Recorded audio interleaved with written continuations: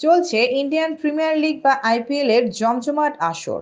তবে অনলাইনে আইপিএল এর বেআইনি সম্প্রচার কাণ্ডে নাম জড়িয়েছে দক্ষিণ ভারতের অভিনেত্রী তামান্না ভাটিয়ার নাম।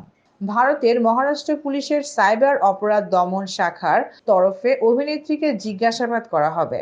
এই কারণে 29 এপ্রিলের মধ্যে জিজ্ঞাসাবাদের জন্য পুলিশের কাছে হাজিরা দেওয়ার নির্দেশ পেয়েছিলেন অভিনেত্রী। তবে হাজিরা দিতে আসতে পারছেন না অভিনেত্রী। মুম্বাই পুলিশের অপরাধ দমন শাখার কাছে কিছুটা সময় চেয়ে নিলেন তামান্না। গত বছর ফেয়ার প্লে নামের একটি অ্যাপে বেআইনিভাবে আইপিএল এর সম্প্রচারের অভিযোগ ওঠে। এর আগে মহাদেব ব্যাটিং অ্যাপ কাণ্ড প্রকাশ্যে আসে। তদন্তে পুলিশ দাবি করেছে দুটি অ্যাপের মধ্যে যোগসূত্র রয়েছে।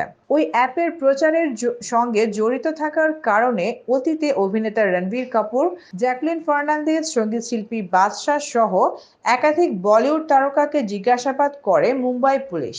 এবার ফেয়ার প্লে অ্যাপ সূত্রেই পুলিশ লাস্ট স্টোরিজ 2 খ্যাত অভিনেত্রীকে জিজ্ঞাসাবাদ করতে চাইছে। সম্প্রতি এই ঘটনার জেরে 23 এপ্রিল অভিনেতা সঞ্জয় দত্তকেও পুলিশ ডেকে পাঠায়, কিন্তু সূত্রের খবর দেশের বাইরে থাকায় তিনি হাজিরা দিতে পারেননি। এদিকে 29 এপ্রিল সোমবার হাজিরা দেওয়ার কথা ছিল তামান্না ভাটিয়ার। তবে অভিনেত্রী সাইবার সেল টিমকে জানিয়েছেন তিনি আপাতত মুম্বাইয়ে নেই। ফের হাজিরার তারিখ নির্ধারণ করা হলে সেদিন উপস্থিত থাকতে পারবেন।